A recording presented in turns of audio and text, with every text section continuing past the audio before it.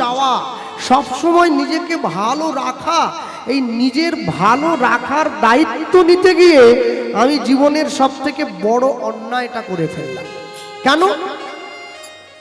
যদি আপনি যখন আনন্দে থাকবেন, আপনি যখন সুখে থাকবেন, সুখে থাকার সময় যদি আপনি বিচলিত না হন, যদি আপনি সুখে থাকার সময় আনন্দিত না হন, তাহলে দেখবেন দুঃখে আপনি কষ্ট পাবেন না। আপনি সুখে যতটা নেচে উঠবেন, দুঃখে আপনাকে অতটাই কাঁদতে হবে। তাই সুখটাকেও জীবনে সমানভাবে গ্রহণ করুন, দুঃখটাকেও জীবনের সমানভাবে গ্রহণ করুন। রঘুনাথ দাস গোস্বামীকে মহাপ্রভু এই কথাটাই বলেছিল, ভালো না খাইবে ভালো না পরিবে, অমানি মান কৃষ্ণ নাম সদা লবে। শোনো রঘুনাথ, তুমি তো জমিদারের ছেলে, তুমি ভালো খাবে না, ভালো পড়বে না, আর যে মান পাওয়ার যোগ্য নয় তাকে তুমি মান দেবে, দেখবে তুমি সুখী হবে, তুমি সুখী হবে। কেন? সবসময় মনে রাখতে হয়, মানুষের জীবনের সুখ আর দুঃখ দুটো পরস্পর ভাইয়ের মতো। সুখ দুঃখ দুটি ভাই, সুখের লাগিয়া করে যে প্রীতি, দুঃখ যায় তার ঠাঁই। আপনি যত সুখের পিছনে ছুটে যাবেন, দুঃখ তত বেশি আপনাকে তাড়া করে বেড়াবে। তাই সবসময় সুখের পিছনে ছুটে না গিয়ে মাঝে মাঝে দুঃখকে বরণ করে নিতে শিখুন। যদি দুঃখকে বরণ করে নিতে শেখেন, তাহলে দেখবেন আপনি সুখ পেলেও বিচলিত হচ্ছেন না। আর যদি বিচলিত না হন, তাহলে আপনাকে দুঃখ দেওয়ার ক্ষমতা এই জগতে কারণ নেই। কেন? আমরা প্রত্যেকে মনুষ্য জীব, আমাদের জীবনের লক্ষ্য শুধু চারটে জায়গায় সীমাবদ্ধ: আহার, নিদ্রা, ভয়, মৈথুন। এই চারটে। এই যে মায়েরা বসে আছেন না, বা দাঁড়িয়ে আছেন, মনে রাখবেন, যে পাড়ার বউ সব থেকে দেখতে সুন্দরী সে আদর্শ গৃহবধূ নয়। যে মেয়েটা সব থেকে বেশি শিক্ষিত হয়ে আপনাদের পাড়ায় কারো বাড়িতে বৌমা হয়ে এসেছে সে আদর্শ বৌমা নয়। যে মেয়েটা সব থেকে ভালো রান্না করতে পারে আপনাদের পাড়ায় বৌমা হয়ে এলো, সে সব থেকে আদর্শ গৃহবধূ নয়। তাহলে আদর্শ গৃহবধূ কে? যে মেয়েটা পাড়াতে বৌমা হয়ে এসে নিজের পরিবারকে, সকলকে কৃষ্ণ নামের মন্ত্রে আশ্রিত করে ভগবানের চরণটা চিনিয়ে দিতে পেরেছে, সেই হচ্ছে আদর্শ গৃহবধূ। আদর্শ গৃহবধূ হতে গেলে তার জন্য অনেক কষ্ট সাধ্য করতে হয়। ঠিক তেমনি আদর্শ মানুষ হতে গেলেও তার জীবনে অনেকটা কষ্ট করতে হয়। হ্যাঁ, মান আর হুঁশ এই দুটো জিনিস সমান পরিমাণে রাখতে হয়। প্রণমোহ কলিযুগ সর্বযুগ সার, এক এক করে তিনটে যুগ চলে গিয়েছে: সত্য, ত্রেতা, দাপর। তিনটে যুগ, তিন যুগে ভগবান এসেছেন। সত্য যুগে 5 বার এলেন, মৎস্য, কুর্ম, বরাহ, নৃসিংহ, বামন। ত্রেতা যুগে 2 বার এলেন, রাম, পরশুরাম। দাপর যুগে 1 বার এসেছেন কৃষ্ণ। কলিযুগে 1 বার এসেছেন বুদ্ধ হয়ে, আরেকবার আসবেন উড়িষ্যার সম্বলপুরে বিষ্ণুযশা ব্রাহ্মণের ঘরে কল্কি অবতার রূপে। আসতে কথা বলবেন না। আচ্ছা, সত্য যুগে ভগবান 5 বার এলেন। আচ্ছা, যে গ্রামে মাসে 5 বার পুলিশ আসে সে গ্রামের লোক ভালো হয় নাকি? ওরা শুধু লড়াই করে। আর পুলিশ তো একা আসেনি, হাতে একবারে লাঠি সোটা নিয়ে যায়, এত ঝগড়ুটে লোক। সত্য যুগে ভগবান 5 বার শুধু ঝগড়া করে ওই লোকগুলো, ভগবানকে 5 বার আসতে হয়েছে। ত্রেতা যুগের লোক একটু ঝগড়াটা কমিয়ে দিয়েছে, 2 বার এসেছেন। দাপর যুগে ঝগড়া বেশি হলে কি হবে? ভগবান 1 বার আসাতেই কাজ হয়ে গেছে, কৃষ্ণ। কলিযুগের লোক আসতে, এরা ঝগড়া বেশি করে না, তবে হিংসে বেশি করে। গায়ে তো জোর কম, হিংসেটা প্রচুর আছে। আপনার 3 তলা বাড়ি, আমার কেন কুঁড়ে ঘর? হিংসে হচ্ছে। আপনি কেন বড় গাড়িতে চাপবেন? আমি কেন রিক্সা? হিংসে হচ্ছে। আপনি কেন ডাল ভাত খাচ্ছেন? আমি কেন খিচুড়ি? হিংসে হচ্ছে। এই হিংসে থামানোর জন্য ভগবানকে 1 বার আসতে হয়েছিল বুদ্ধ রূপে, আরেকবার ভগবান এলেন পৃথিবীর প্রথম পঞ্চায়েত অফিস গড়ে তুললেন নবদ্বীপের শিবাসঙ্গন চৈতন্য মহাপ্রভু রূপে। আরেকবার ভগবান আসবেন কোথায়? উড়িষ্যার সম্বলপুরে বিষ্ণুযশা ব্রাহ্মণের ঘরে কল্কি অবতার রূপে। আচ্ছা, তাহলে এরপরে বলা হলো এই 3টে যুগকে প্রণাম না করে প্রণমোহ কলিযুগ সর্বযুগ সার, এরপরে বললেন হরিনাম সংকীর্তন যাহাতে প্রচার। কলিযুগকে প্রণাম করছি। কেন প্রণাম করলাম? কলিযুগকে প্রণাম করার সব থেকে বড় কারণ হলো কলিযুগের মাটিতে হরিনাম সংকীর্তন প্রচার হয়েছে। আর এই হরিনাম যবনেও নাচে গায়ে লয়ে হরিনাম, হেন অবতারে বঞ্চিত দাস বলরাম।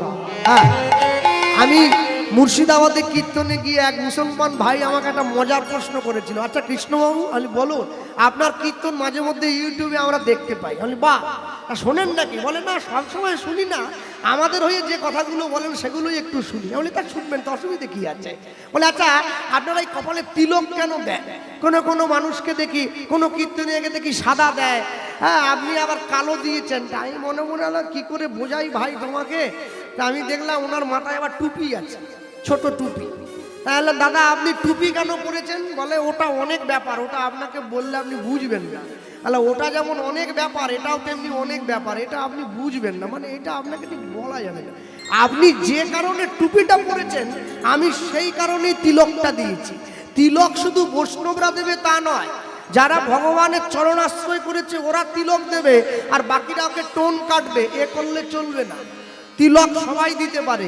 ও আমার দেশের মাটি তোমার পরে ঠেকাই মাথা। দেশের মাটি কপালে ঠেকালে কেউ ছোট হয়ে যায় না। রাস্তায় পুলিশ দেখলে যেমন সম্মান করি, ডাক্তারবাবুকে সম্মান করি, পুরনো মাস্টারমশাইকে সম্মান করি, বৈষ্ণবকে দেখলেও তোমাকে সম্মান করতে হবে, তবে তুমি ভগবানের কৃপা পাবে। আর না হলে যতই ওই ঠাকুরের সামনে গিয়ে কোনো লাভ নেই, নিটফল জিরো। তুমি আসল জায়গাটায় ভালোবাসো না, নকল জায়গাটায় গিয়ে হাততালি দিয়ে তাকে কি দেখাচ্ছে? হ্যাঁ, আমি আসার সময় প্রণাম করতে উঠে এক মাকে দেখলাম, সে রাধা গোবিন্দকে পিছন দিকে নিয়ে সেলফি তুলছে। আমাকে দেখে আবার ফোনটা লুকিয়ে নিচ্ছে। মা, ভগবানকে পিছন দিকে দিয়ে ছবি তুলতে নেই, সামনে রেখে ছবি তুলতে হয়। হ্যাঁ, আর বলতে গিয়ে বলি দূরমতি অতি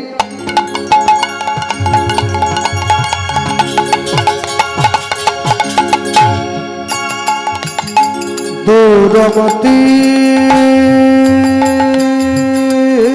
অতি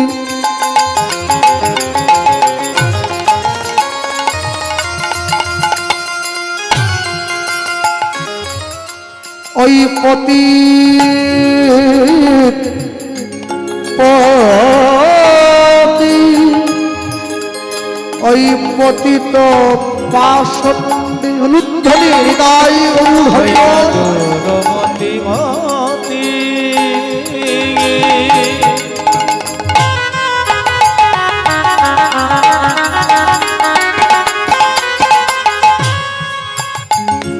অগপতিত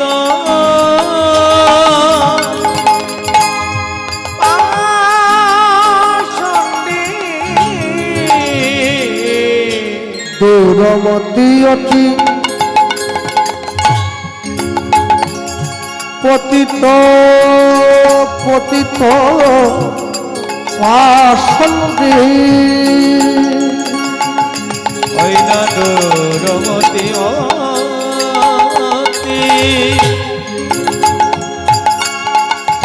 পতিত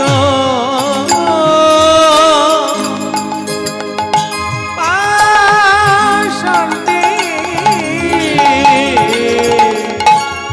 নানা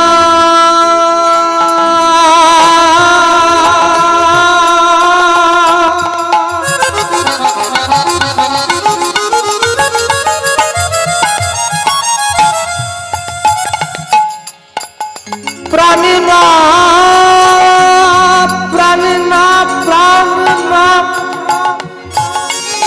প্রাণিনা মারিল কারে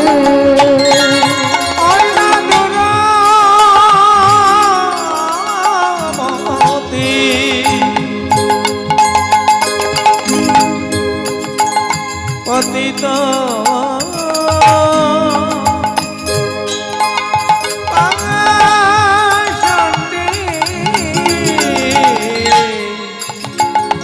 নানা বাণী না মানিল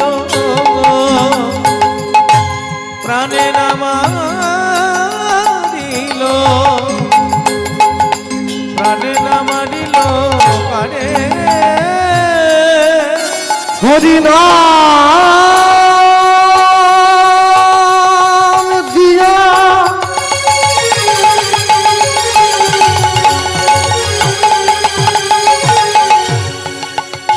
জীবের হৃদয় সধিল যাচি গিয়া সবার ঘরে ঘরে আগো হরি নাম দিয়া হরি নাম দিয়া জীবের হৃদয় দিল জাতি গিয়া জীবের ঘরে ঘরে হরি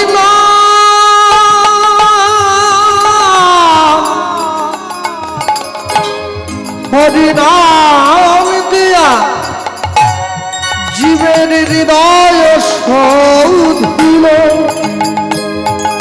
যাচি দিয়া সবার ঘরে ঘরে হরি নাম দিয়া হরি নাম দিয়া জীবের হৃদয় দিল যাচ্ছি গিয়া জীবের ঘরে ঘরে বলি যেচে সেধে হরি নাম দিল ভালো ভালো ভালো জনগণ জনগণ হরি নাম দিল বলি যেচে সেধে হরি নাম দিল সে দে হরি নাম দিল ও যে ব্রাহ্মণ চন্ডাল